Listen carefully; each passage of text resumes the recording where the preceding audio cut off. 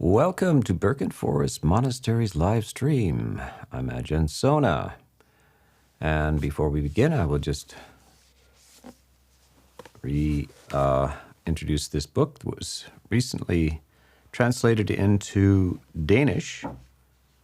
And it is, I can't even say what the title is. It is a translation of Bloom. And it has been recently published. For those Danish readers, wonderful work, and very grateful to the translator. And he said last week that it's translated as Serenity and Love. Oh, very nice. Serenity and Love. And actually, we will be re-releasing Bloom. It's now not, you can't, Bloom is not available on Amazon at the moment. We're slightly re-editing it, republishing it ourselves. It was formerly under another publisher, but we have developed our self-publishing skills, and it will be released as Cool Head, Warm Heart. That will be the title. It'll be some time, maybe 6 months or so from now, before it's re-released, but stay tuned for that if you're interested in books by Ajahn Sona. And so here's the original, Bloom, but it is not available on Amazon at the moment, and it will come back as Cool Head, Warm Heart. And there's 2 other books here.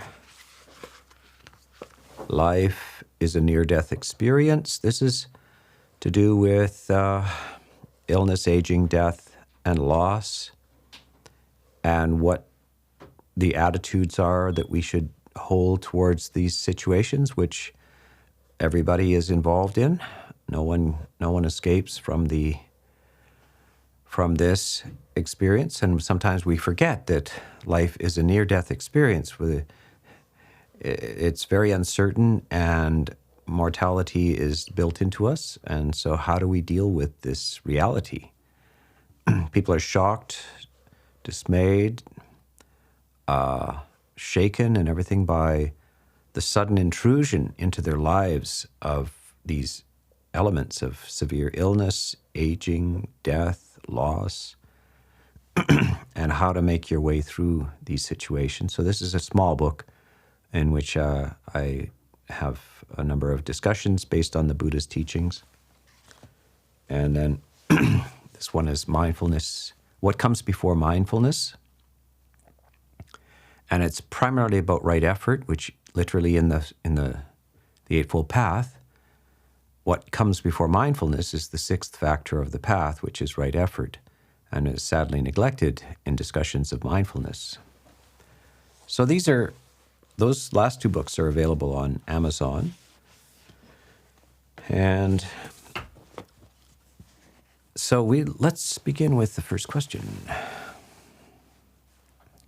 Yes, Ajahn. We'll start. The first question is from the live chat from Nils from Brazil. Dear Ajahn, how can one overcome disappointment, particularly with people on whom one depends?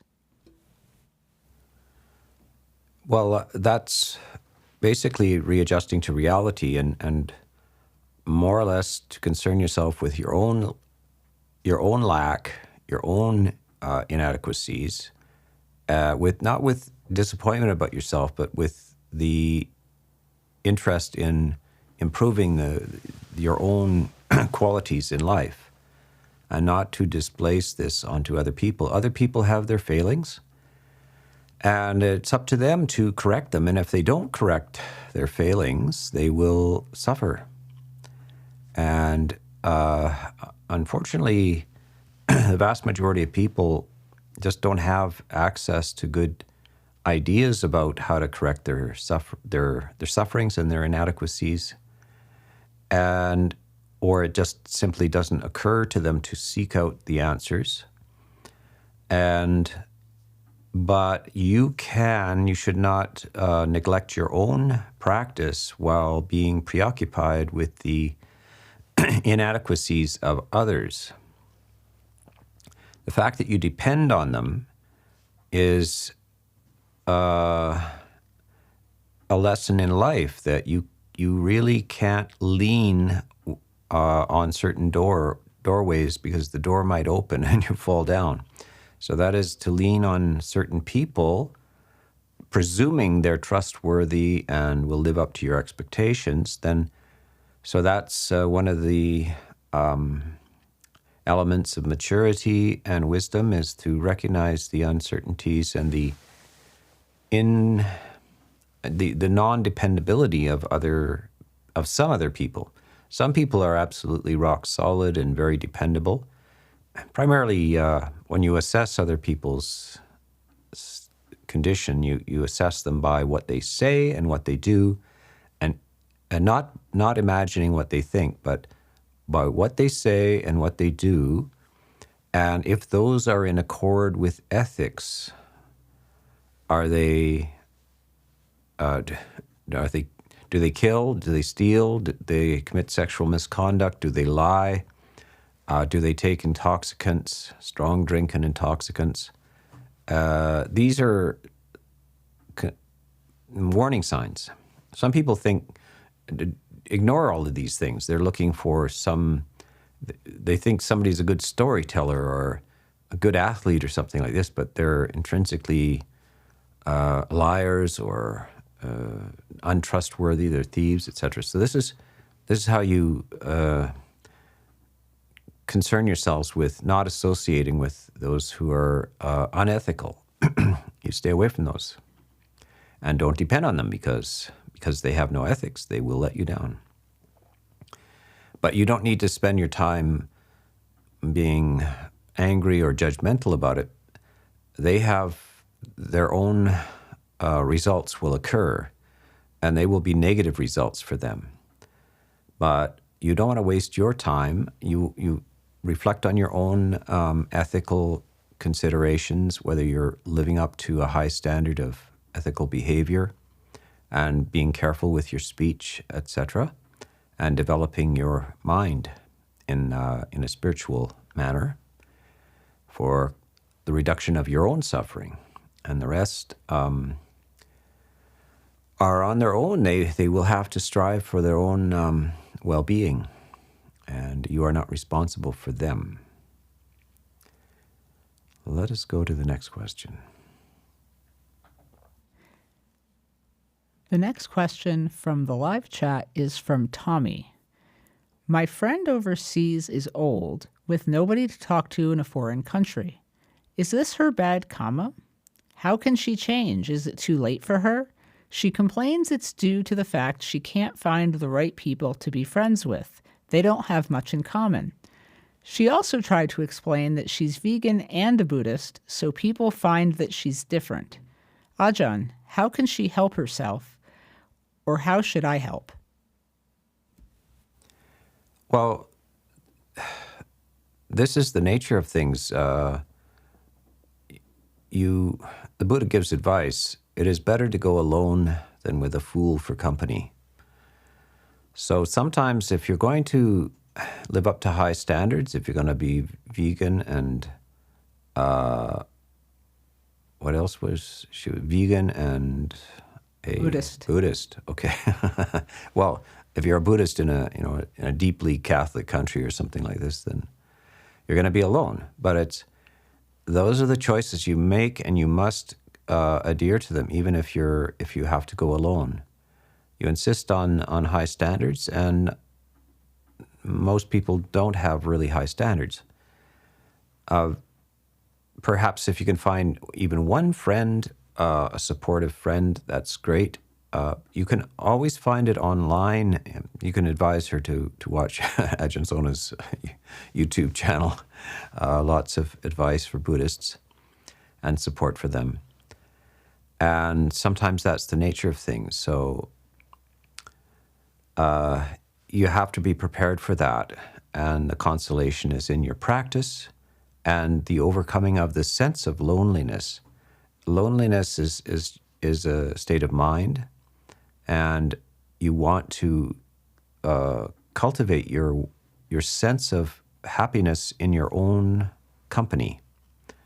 And if you look at all of the wise writings in history, that is what people have found, is that they're never less alone than when alone.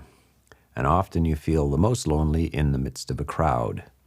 So this is something to do with your mind, and you need to not indulge those thoughts, those sense of loneliness. You find your few good friends, search through the internet or etc. for those who have these same ethical standards, and support your view of the universe as well. Yeah. The next question is from Abstract Mind. Could a Buddha die at will and, quote, enter Parinibbana as part of his supernormal abilities? If so, why would he stay around and teach, knowing it ultimately doesn't make any difference? His teachings will be forgotten, and there will be infinite more Buddhas who may or may not decide to teach. They'll be forgotten too. And this cycle will never end. Why prolong samsara if you can end it now? The Buddha prolongs his time in samsara out of compassion for others.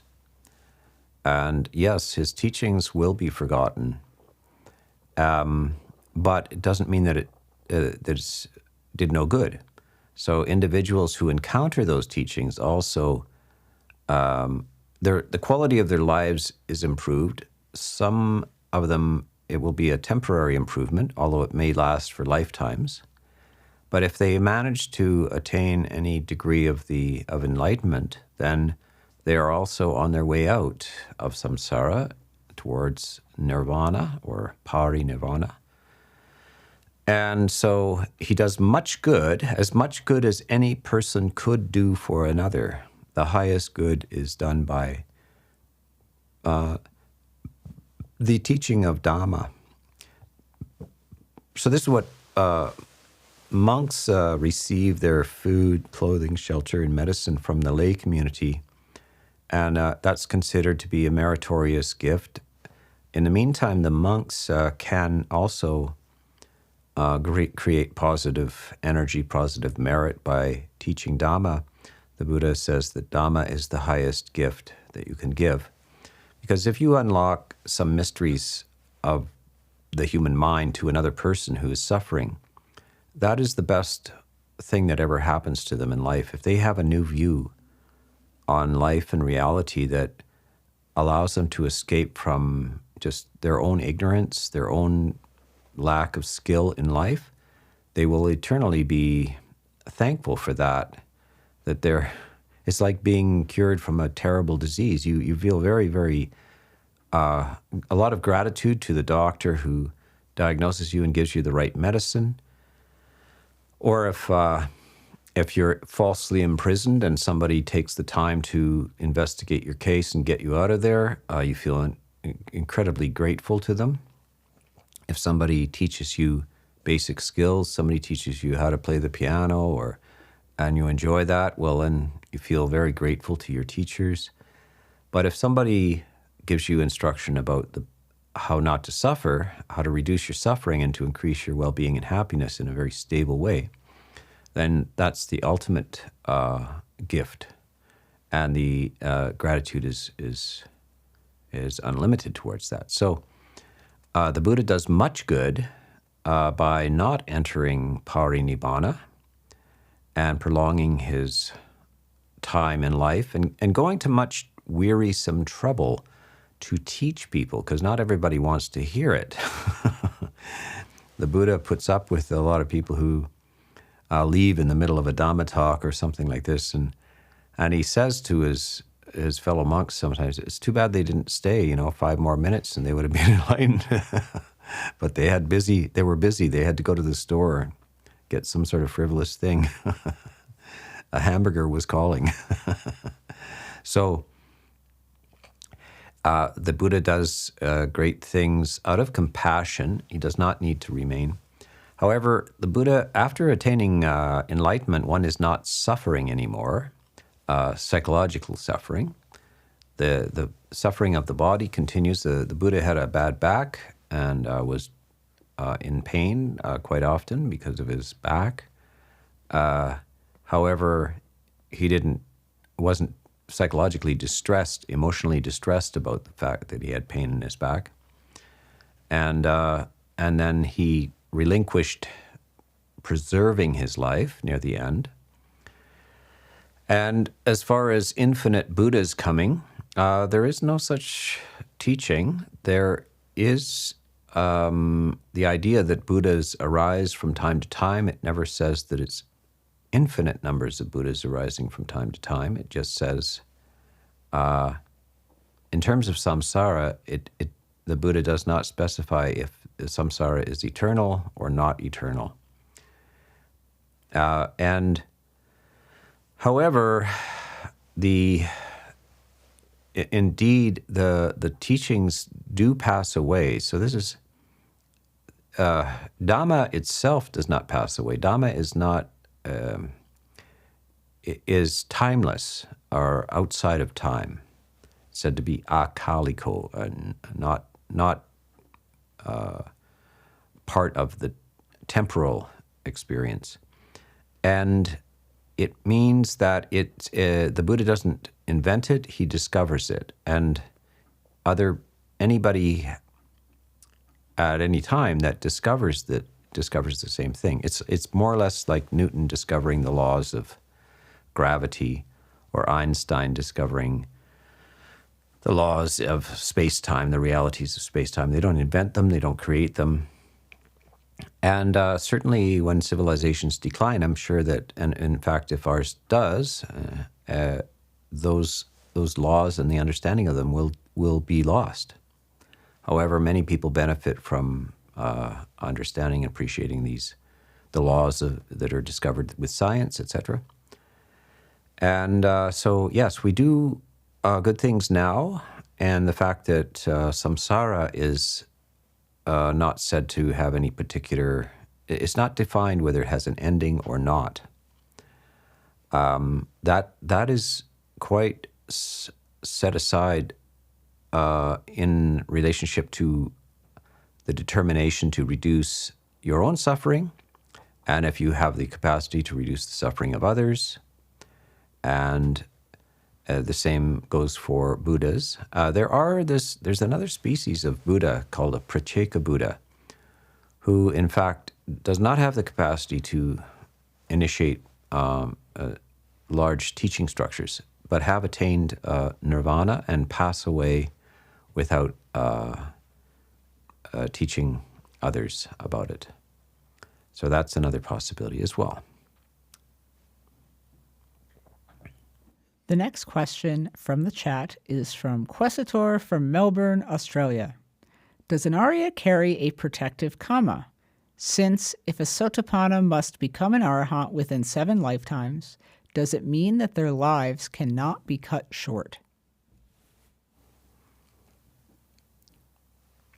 They may or may not. They may have short life karma because of past life misdeeds. There's a number of stories about Sotapannas that were died shortly after they attained that first stage of enlightenment. So a Sotapanna is one who has attained the first stage of enlightenment. So the formula is that it's said that if you attain the first stage of enlightenment, inevitably you will attain full enlightenment within 7 lifetimes. And of those 7 lifetimes, none will be below the human level. You will never fall into the animal or ghostly or hellish realms. You are intrinsically moral and ethical, and you will continue your journey, but it may be delayed up to 7 lifetimes. And these 7 lifetimes could be in the human realm or in the sort of heavenly realms while you're working on solving the problem, the ultimate problem. So the Sotapanna, there is an interesting statement, I think it's in the Abhidhamma perhaps, or in the commentaries, that from time to time, universes or sort of galaxies and so forth come to an end. They dissolve. And if a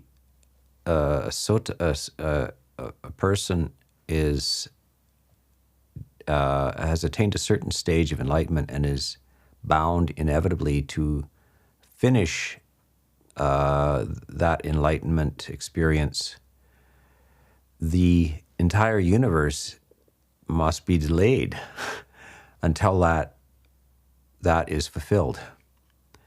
That's how overwhelming that the value of this enlightenment is, the intensity of this. It affects the physical universe, in other words. So this is a view of the universe wherein spiritual values affect the environment around one and can cause the sustaining of a situation. So the person is not protected necessarily from death. That really depends on their past life karma, whether they've shortened the lives of others in the past life. So as you say, you see even arahants are murdered and so forth. Their attainments do not protect them necessarily from deeds done long in the past. It's an interesting area and would require a deep explanation of all these things. Yeah. The next question from the chat is from Mariah. What are ways to work with a tendency to judge others negatively? I have a habit of judging others in a negative way, and it agitates my mind and causes remorse. How can I work on this? Indeed, it does, and that's called unwise attention to the fault. And the side effect of unwise attention to the fault is ill will. And ill will is always an unpleasant experience. It's likened to an illness. So when you're angry at somebody, it's very unpleasant. It is always accompanied by unpleasant feeling. And when you get over the anger, it's like getting over a disease. But in this case, it's something that you can prevent. You don't have to be ill. So why would you get angry? Even if a person has very great flaws and so forth, why would you get angry because of that? That's nothing. That's their problem, not yours. So it doesn't mean that you can't see faults, but that you should see them with wise attention. There's a Pali term for this, yoniso manasikara. And so those who see faults with ill will accompanying it are seeing it with unwise attention, and it is accompanied by, and the reason why you know it's unwise is accompanied by a negative self-inflicted suffering called ill will. And others, say a mother raising a child, sees the child has faults, but the mother's job is to love the child and to help correct the faults. And but they don't feel hostile or angry at the child. They feel, in fact, they're rewarded by loving kindness toward the child. But nevertheless, they assess that the child has faults that need to be corrected, and they go ahead with that. So we're not saying to abandon all assessment of others. Sometimes you can help others get over their faults, but you yourself should be aware of the attitude you're bringing to this judgment. And so you can see clearly others have deficits and so forth, and you yourself have deficits, but you should not bring hostility, anger, and ill will towards others or to yourself in assessing this. It doesn't help you. It's not a motivation that is required to get things done. You can get things done very well with the fuel of loving kindness rather than the fuel of anger. Yeah. The next question from the live chat is from Ryan. Dear Bhante, I am beginning to feel as if my karma affects people close to me in extremely negative ways. For example, the death of a close friend and a girl I was dating, bodily harm of my daughter, and a broken leg of a new friend, the recent firing of a new love interest, etc. I am afraid that this is because of their interaction with me. Am I overreacting? This is what is called a jinx, and a jinx is a superstitious idea. You are not causing those things, unless you directly cause it, unless you cause direct injury or something to them. But people are not having negative experiences around you is not because of you.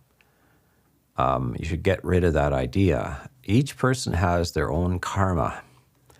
And thank goodness they do, because it would be quite a messed up world if we were unloading bad karma onto others or good karma onto others, and others were loading it onto us. This is called, the idea of karma is that you're personally responsible for your ethical conduct in this world, and nobody else can either add or subtract to your ethical conduct, and that negative things done by you in the past have unwanted results in the present and the future, and positive things done by you in the past have wanted results, enjoyable results in the present and in the future. And you are not intertwined in that way with other people.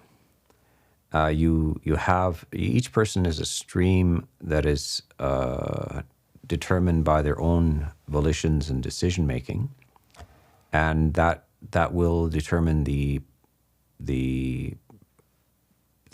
projection of their future.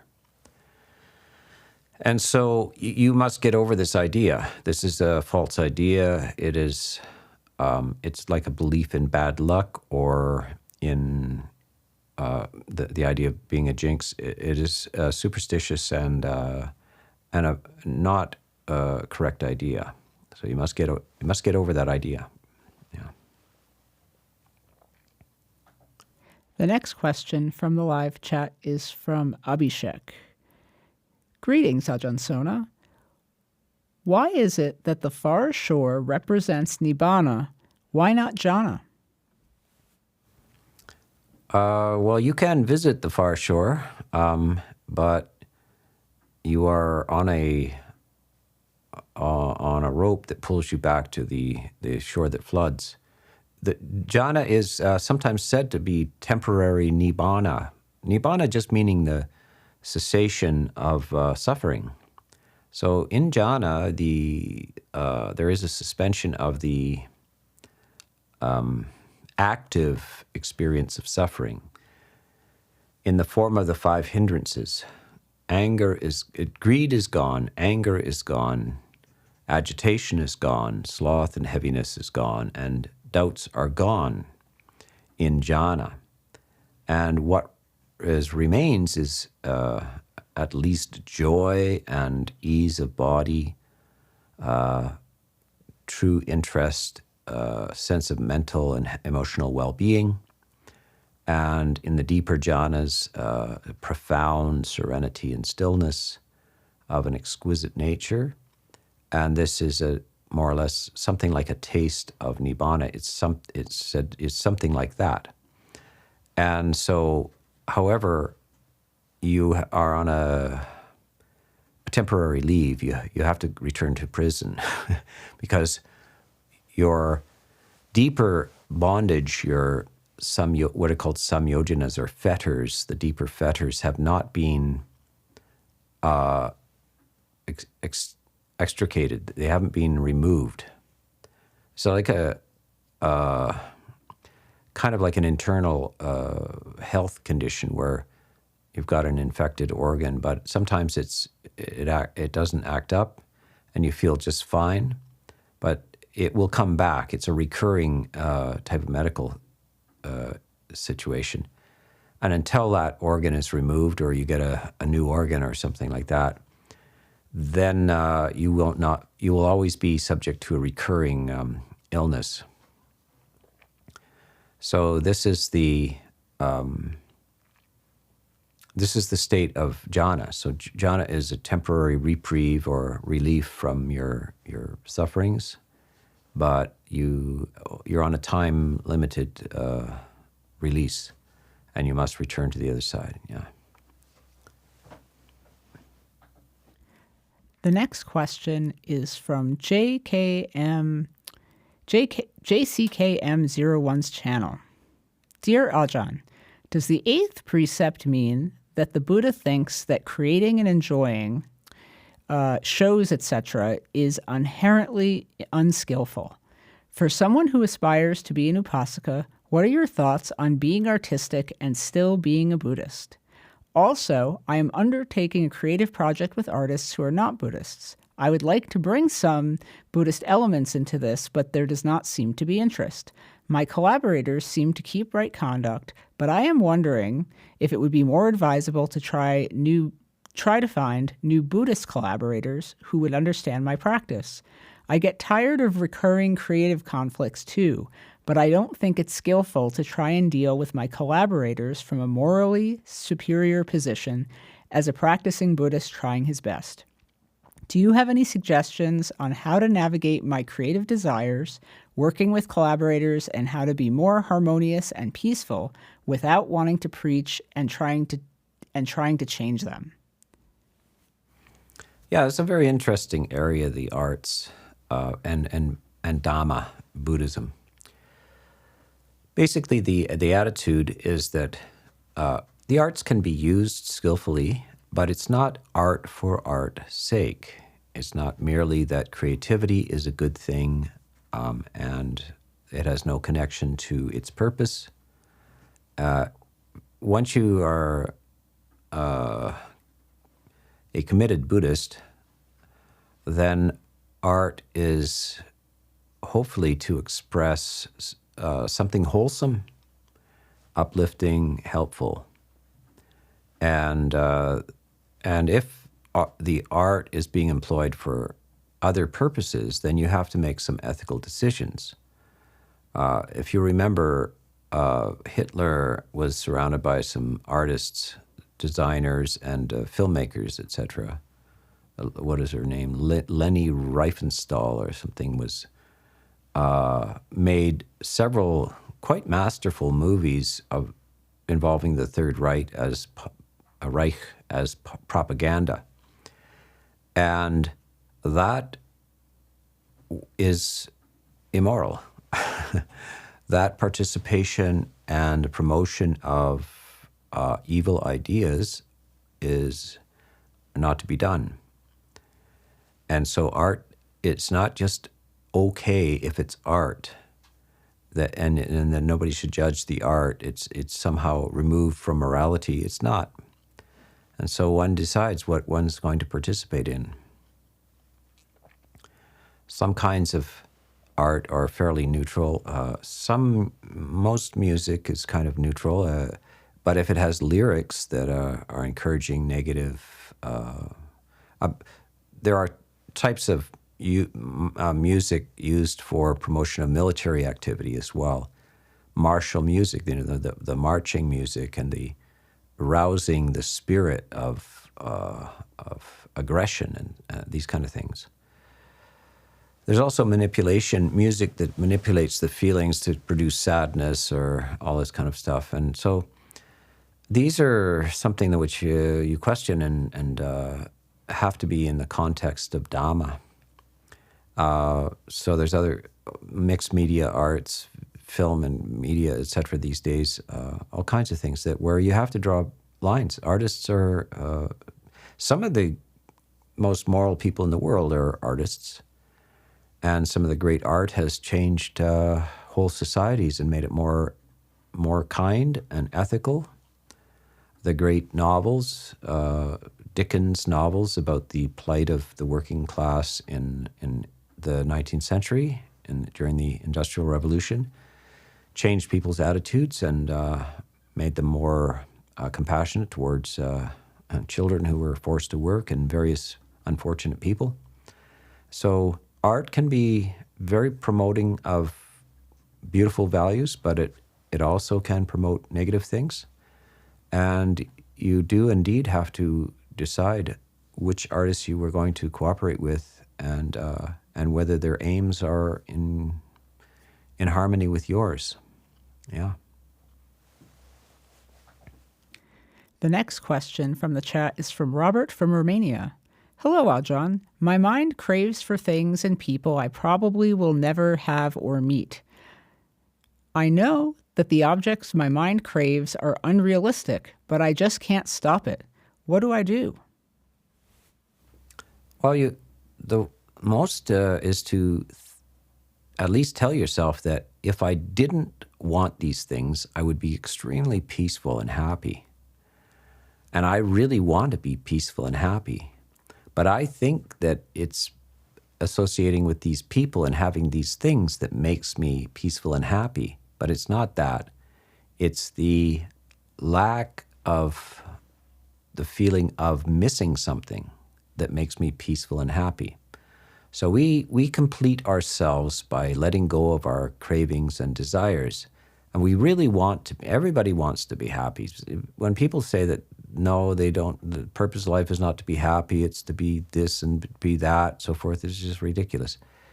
Happiness and moral purpose and so forth are not two different things. So well-being and happiness are the absence of this craving and desire. Craving and desire means that is simply another way to say, I lack, I feel incomplete, I'm not happy, I'm not full, I'm not well. And guess who's doing it? You.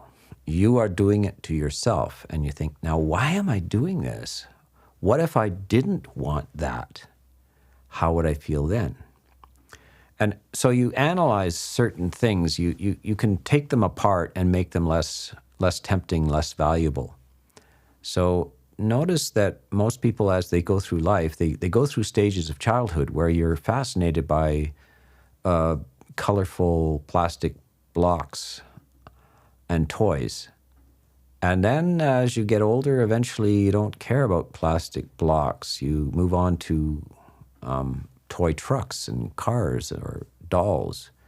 And then eventually you don't care about the toy dolls. You move on to a girlfriend or a boyfriend, and you get a car, and some people are fascinated by cars and so forth. But it's all a stage of like outgrowing your cravings for certain objects.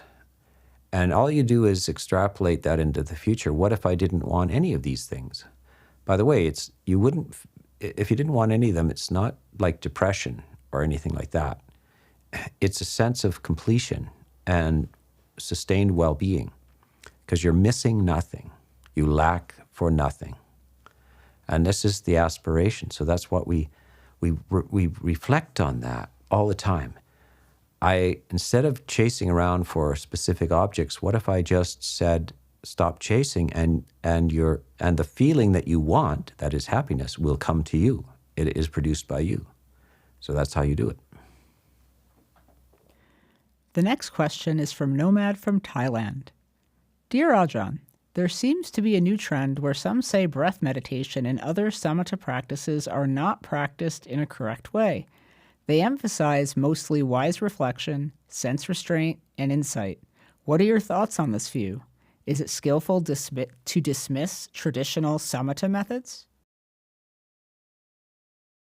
No, in fact, it's a restoration of this, the rightful place of samatha, and obviously it's the eighth factor of the Eightfold Path, and it is perfectly, it is praised by the Buddha and encouraged by the Buddha, both for monastics and for lay people who have the time and the opportunity to practice it.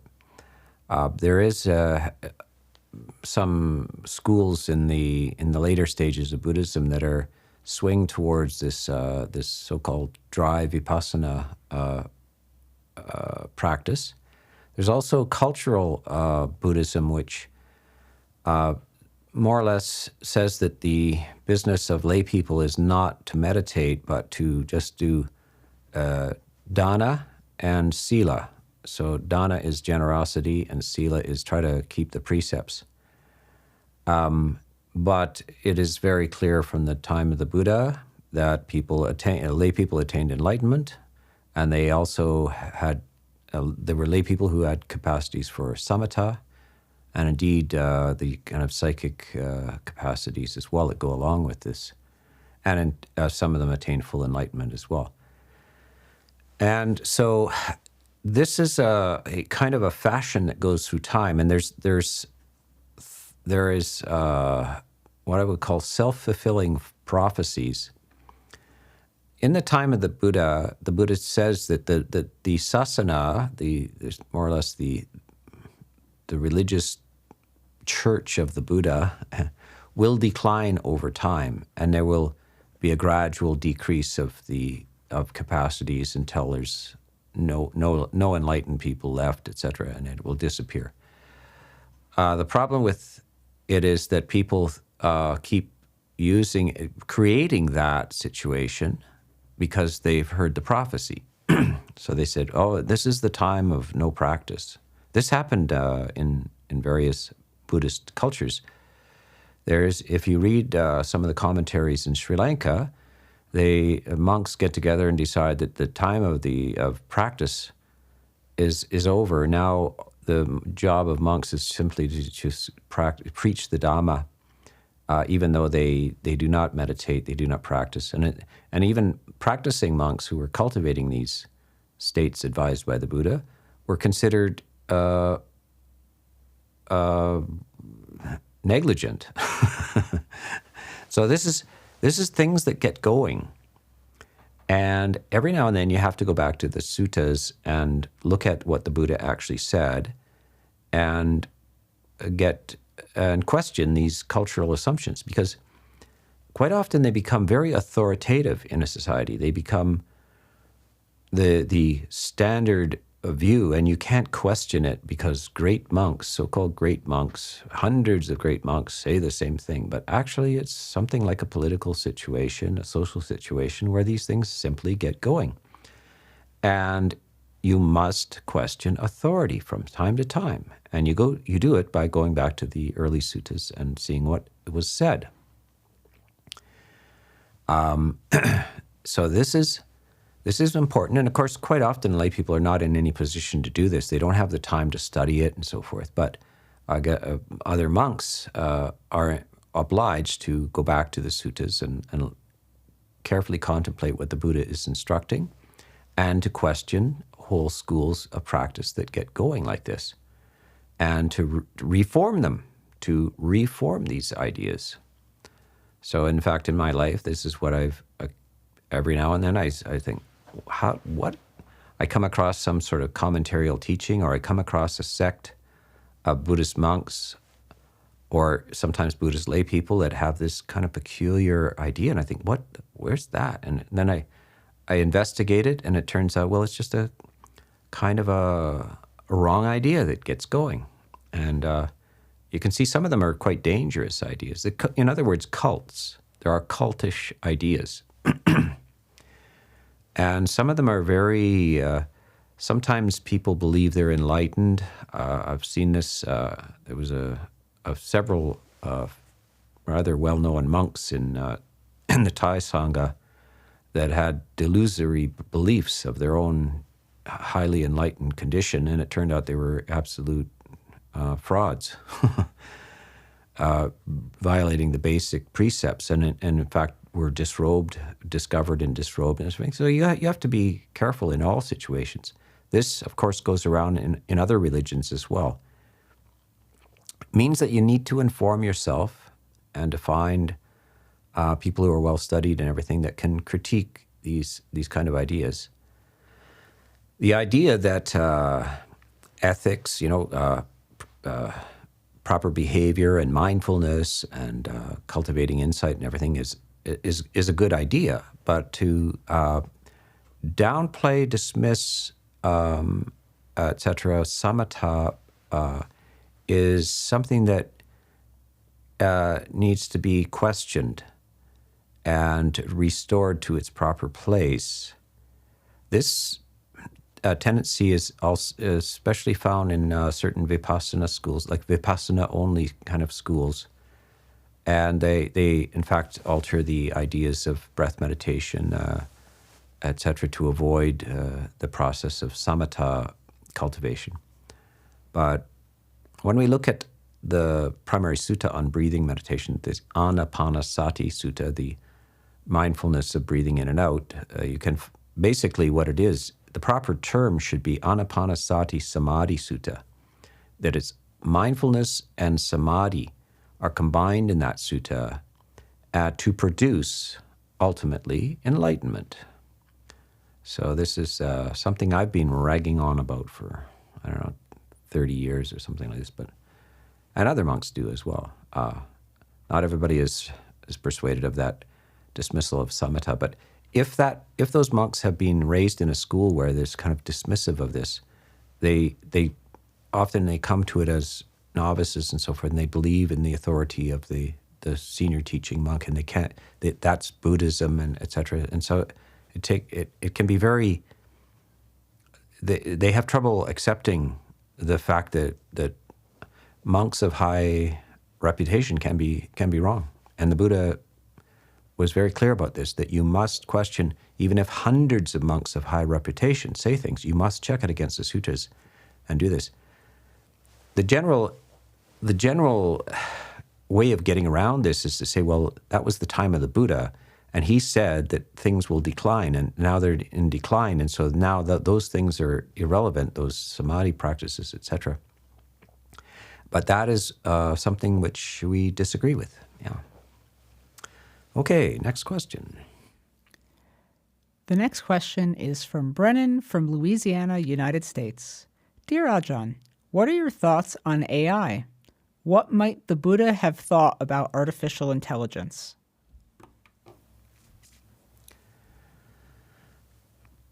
AI is in your face, just like the internet was. New inventions all the time, like what's going to happen to people who spin cotton when there's a machine that can do it. What'll happen to carpenters who bang nails with a hammer when a nail gun comes out? That's going to put carpenters out of work because you can do it 5 times as fast with a nail gun. Machines, of course, traveling around the earth and all of these things, these are advancements, technological advancements. AI is a very different thing. It's an enhancement, but of course, even your cell phone and everything is an extension and an enhancement of your capacities. So at the same time, no matter how intelligent AI is, will it be able to solve the problem of suffering? AI does not suffer. And perhaps you can ask AI, like, how can we eliminate suffering in a human? And all AI can do is come back to the teachings of the Buddha. I'm sure it will. As soon as you type in, what are the methods for the elimination of suffering? It will automatically scan the entire internet and come back with a whole bunch of Buddhist ideas. AI can be a great aid to science and the scientific method. But science, people are confused about science. One thing, they say that science is the only real way to understanding what is true. However, science is a disembodied thing. It's not a person. And that science itself is immortal. It isn't facing death. But an individual, a human, is. You have a limited time in this life, and you have to decide what to do with it and what's important. And if it's counting atoms in the universe, like, is that really what you want to be doing with your time? Is it fulfilling the heart? Should the scientists spend more time with their family? Science can't answer that question, but the heart can. So there's the humanities, and then there's science. There's logic, math, and then there's the heart. And so you got to have priorities. And AI, I don't think, can ever address this situation of like, which is the priority, suffering or figuring out the gravitational fields of several orbiting planets. This is the thing. So AI probably can't address these ultimately because it in itself does not suffer. If consciousness is ever lured into AI, by the way, they're asking, can AI be conscious? If you ask a Buddhist that, Buddhism regards consciousness as not an epiphenomenon of the activity of the brain, but something which arrives and inhabits the physical body. And so it is a separate thing with a laws unto itself. Consciousness is a separate thing with laws unto itself. Could AI become conscious? No, but consciousness could participate or use physical structures if they're sophisticated enough. It could be participant in that, but it's not identical with the hardware and the software are not identical. They're two different substances. So that's how we view the mind. So these are, for some people, very, very perplexing questions. There's a lot of sci-fi threats about it. It's going to take over. It's the zombie horror and all this kind of stuff. I would say in the midst of all of this, the answer is identical, to work towards your own liberation from suffering. And what will be with AI in the physical world and in the intellectual world. But it cannot resolve the problem of suffering. Yeah. The next question from the chat is from Shepkar. Dear Ajahn, Dear Ajahn, could you say anything about the difference between indifference and neutrality, and what to do about feeling gray or flat in life? Is that a subtle kind of aversion? Yes, feeling boredom and lethargy and so forth are forms of aversion. There's subcategories of aversion. And so the cure for it is interest and focus. And so there's a certain spiritual malaise that arises when you start to see the external world, the material world as just a bunch of things and meaningless activities. You might, in fact, feel a sense of depression or something like this. This is typically, sometimes they call it the dark night of the soul and so forth, in the West at least. It's unnecessary. One must harness this new spiritual recognition called samvega with serenity. Because the external world is impermanent and insubstantial and so forth, is not a reason for depression or indifference. You must encourage an infusion within yourself of joy and focus in the midst, and without denying the mere transient and passing nature of reality around you and all of the people around you as well, and including your own body and so forth. That is a fact, that is true, but how should you feel in the midst of this? Infuse yourself with joy, because that's the only sensible thing to do. So we will leave this for today, and I want to say that we have a premiere coming up of a documentary on the earliest Western people in the Buddhist robes. That is the Greek monks of perhaps the 3rd century BC, 4th century BC. We have a 1 hour and 24-minute documentary which we made here at Birken. It's been a long study of interest for me, and Metta, who is the voice behind the microphone at the moment, is the videographer of that as well. We've been working on it for quite a bit of time, and it will be released June 21st, I believe.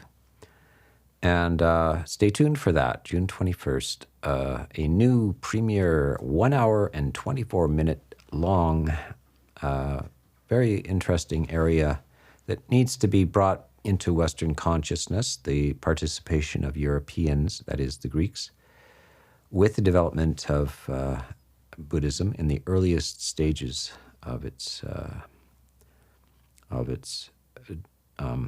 structure. Yeah.